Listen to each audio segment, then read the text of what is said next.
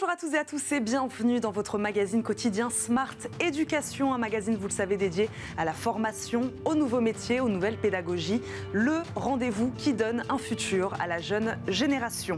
Quand le monde virtuel du métaverse rencontre le monde bien réel de l'éducation, ça donne MetaQuark, le tout premier métaverse éducatif ouvert, et il accueillera des étudiants dès la rentrée 2022. Le métaverse, vous savez, c'est cet univers virtuel 3D et immersif dans lequel vous pouvez interagir par le biais d'avatars. Il permettra ici, vous l'aurez compris, aux écoles d'améliorer leur expérience étudiante, l'expérience d'apprentissage aussi, et de faciliter les interactions sociales. Notre invité va tout nous dire sur cette innovation. Ronnie Germont, CEO de Quark Universities, nous accompagne aujourd'hui. Bonjour. Bonjour. Bienvenue dans Smart Éducation, Ronnie Germont. Quark Universities, c'est une filiale de Quark Éducation, c'est bien ça? Exactement. Quark Universities, c'est une des entreprises membres de la galaxie Quark Éducation. Quark Éducation a plusieurs entités. On a Quark Média qui s'occupe, qui gère des médias, ma chaîne étudiant, Demain TV, par exemple. On a Quark Services qui, elle, accompagne les organismes de formation, les grandes écoles dans leur transformation digitale. Et puis, cette année, dans le cadre de notre nouveau plan stratégique, on a deux nouvelles activités. Quark Orientation, le booking de la formation. Et puis, on a Quark Universities, dont je suis le CEO, qui a la particularité d'être un groupe de formation en ligne, avec des écoles 100% en ligne, et de lancer la première école de la tech et du business 100% en ligne dans le métavers, et donc qui utilise notre technologie MetaQuark. On va en reparler évidemment de cette formation 100% digitale. On a tous entendu Ronnie Germont, surtout ces dernières semaines, parler du métaverse, mais en donner une définition claire semble parfois compliqué. Est-ce que vous pouvez le faire pour nous aujourd'hui?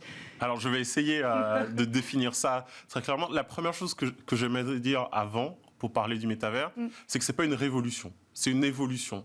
Une révolution d'un ensemble de technologies qui en fait convergent. Et quelles sont ces technologies? C'est tout simplement la réalité virtuelle et la réalité augmentée. Donc des technologies qui existent déjà. Donc qu'on utilise depuis assez longtemps.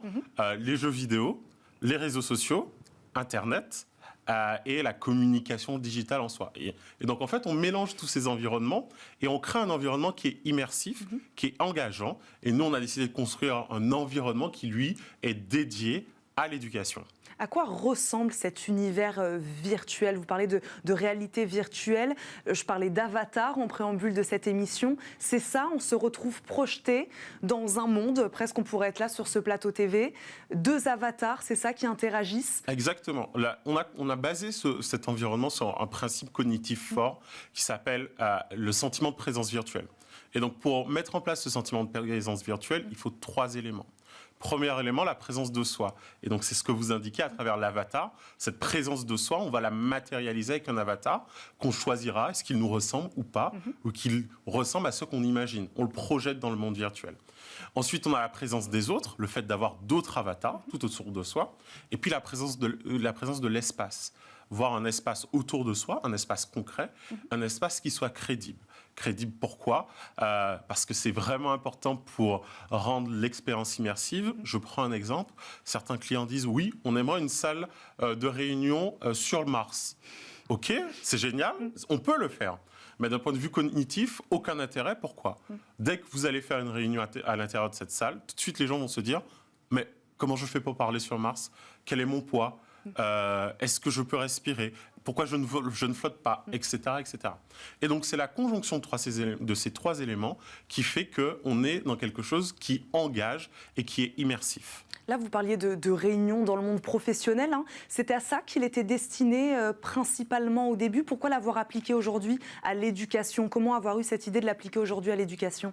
Alors, ce métavers qu'on lance, il est fait en partenariat avec Manzalab, qui est une société qui est très connue, particulièrement dans la création de serious games. Pour la petite histoire, ses fondateurs viennent du monde des jeux vidéo. Donc on était plutôt sur le jeu vidéo. Exactement. On est d'ailleurs en termes technologiques sur une technologie qui est très utilisée, qui est Unity dans les jeux vidéo, classiques, courants. Et donc l'intérêt, c'est qu'on a transposé cette expertise du jeu vidéo. Eux, ils l'ont transposé au monde des congrès, des conférences, qui était l'utilisation de base de ce métaverse. Et puis, grâce à ce partenariat entre Manzalab et Quark Éducation, on a créé MetaQuark et on crée une expérience, j'insiste sur ça, on crée une expérience éducative, pédagogique à destination des étudiants. Donc comment ça marche exactement? Vous construisez des campus virtuels presque pour les écoles avec lesquelles vous travaillez? Exactement.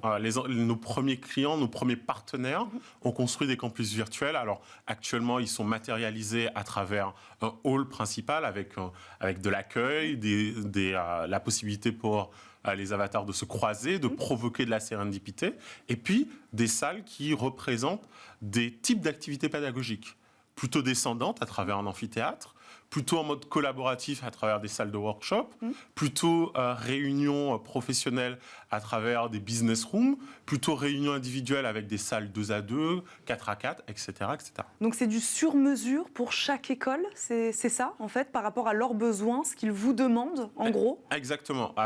Pour chaque école, on crée un campus avec le type de besoins qu'ils ont et on les laisse du coup l'exploiter, l'utiliser pour différents types de scénarios pédagogiques ou différents cas d'usage pédagogique. Combien d'écoles ont pour l'instant fait appel à vous? Alors, actuellement, on a la chance d'avoir dans les premiers clients qui ont signé avec nous le groupe G Séductive, le groupe Media School. On a également la fondation Unit qui représente une quarantaine d'écoles qui vont en fait utiliser ce métaverse comme un terrain d'expérimentation.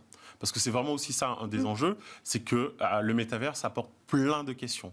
Des questions en termes d'éthique, des questions en termes d'utilisation, des questions en termes environnementaux. Et donc, ils vont explorer tous ces champs, y compris aussi bien sûr pédagogiques. On a également avec nous le Centre Info, donc un organisme de formation. Qui est nos partenaires, ainsi que l'ESCPO. Sur le papier, René Germont, toutes les écoles, toutes les filières peuvent être concernées. Il n'y a pas de domaine, de secteur. Voilà, ça peut être une école de mode, une école... Sur le papier, tout est possible. Sur le papier, tout est possible. Là, actuellement, donc, nos premiers clients sont principalement des écoles d'ingénieurs ou des écoles de commerce. Voilà. Mais on discute actuellement avec des groupes dans le secteur du design, par exemple, mais aussi de l'architecture. Et donc, ça montre bien que enseigner dans le métavers est ouvert à tous les secteurs d'activité. De quels outils alors on a besoin pour faire fonctionner et pour s'immerger dans ce campus virtuel? On a besoin de lunettes connectées? Est-ce qu'on a besoin juste d'un ordinateur, d'une tablette? Voilà, de quels outils on a besoin? Alors, la solution technologique qu'on utilise a l'avantage d'être facilement utilisable. Pourquoi? Parce que pour se connecter, il vous faut juste un navigateur Chrome. Et c'est tout, avec un ordinateur de moins de 5 ans. On pourrait juste utiliser la technologie comme ça. D'accord, oui, pas besoin de lunettes, c'est important de le préciser. C'est pas une obligation. C'est pas une obligation. Ceux qui veulent passer par des lunettes connectées, ils ont aussi cette possibilité-là. Mais voilà, l'idée, c'est qu'on ait ces deux scénarios qui soient possibles, mais le plus simple, le moins contraignant physiquement, c'est tout simplement votre ordinateur, un navigateur Chrome, et on peut se lancer. Vous avez parlé d'étudiants, d'expériences étudiantes. Tous les acteurs de l'école y auront accès à ces campus virtuels, c'est-à-dire qu'un étudiant pourra interagir avec peut-être son responsable de formation, qui pourra interagir avec peut-être une entreprise, quelqu'un du monde professionnel. C'est ça l'objectif aussi? L'objectif, oui, c'est un des objectifs, c'est de se dire, on veut offrir et permettre à nos partenaires d'offrir une expérience étudiante riche à travers le métaverse, sans jamais penser, en construisant cette expérience étudiante, à singer le réel. Parce qu'on s'est aussi dit, pourquoi singer le réel quand on peut définir de nouvelles règles? Et donc c'est ce qu'on est en train de faire avec eux. C'est aussi pour ça qu'on est aussi dans une phase de test and learn avec eux, pour commencer à bâtir les nouvelles fondations de ce métavers. Oui, c'est intéressant ce que vous dites, c'est-à-dire à quel besoin premier répond le métaverse? Vous, quand vous y avez réfléchi, est-ce qu'on a besoin de ça véritablement pour favoriser l'interaction sociale aujourd'hui? Non, c'est ce que vous dites. Le monde réel est bel et bien là, mais c'est un bonus ou c'est une expérience nouvelle. C'est exactement ça. C'est de la même façon qu'on a Internet, on peut plus se passer d'Internet, mais ça c'est l'étape d'après pour moi d'Internet. C'est un Internet plus immersif, un Internet qui fait converger plusieurs types de médias, plusieurs types de solutions, et c'est ça l'objectif du métavers. Et donc, l'intérêt de ça, à travers les interactions qu'on a réfléchies, qu'on a pensées, c'est de se dire comment on fait pour offrir une expérience étudiante qui soit la plus riche possible.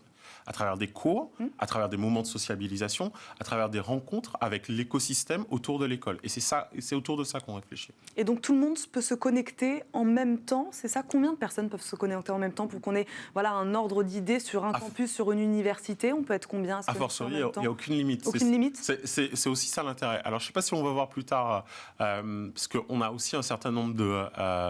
dans notre manifeste autour de ce métavers, on a quelques principes. On a l'art, on aura une galerie d'art digital permanente dans le métavers. On a également l'architecture. Et là, on a voulu miser sur l'excellence architecturale. Et donc, on a un partenariat avec Manal Rajdi, d'Oxo Architecte, pour designer ce métavers. Et donc, l'idée vraiment à travers ça, c'est que ce soit un monde à part, un monde immersif qui offre des expériences d'apprentissage riches. Qu'on s'y sente bien. Voilà, et qu'on s'y sente bien. Ça, c'est vraiment fondamental. Est-ce que ça favorise l'apprentissage aussi? Est-ce qu'on a des chiffres là-dessus de rentrer dans ce monde virtuel? Ça peut favoriser aussi l'apprentissage de l'étudiant.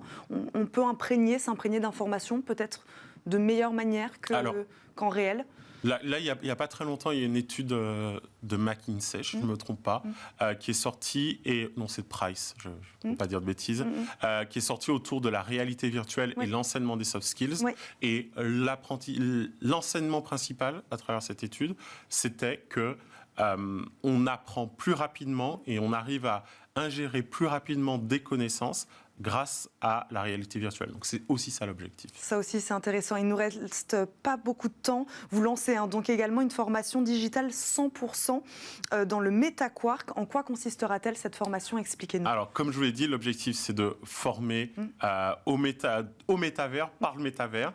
Et donc on a décidé de lancer une école qui associe la tech et le business, donc une école aussi basée sur ses fondements sur l'hybridation des compétences et qui va former en cycle bachelor et en cycle master à la tech et au business avec 2 grands titres qui soient un Master in Innovation and Technology et un Master in Innovation and Business, un Bachelor in Innovation and Technology, un Bachelor in Innovation and Business, avec plein de spécialités allant de l'intelligence artificielle, l'analyse de données, digital entrepreneur, et puis des cycles de spécialisation autour du métavers, de la NFT, de la blockchain, etc.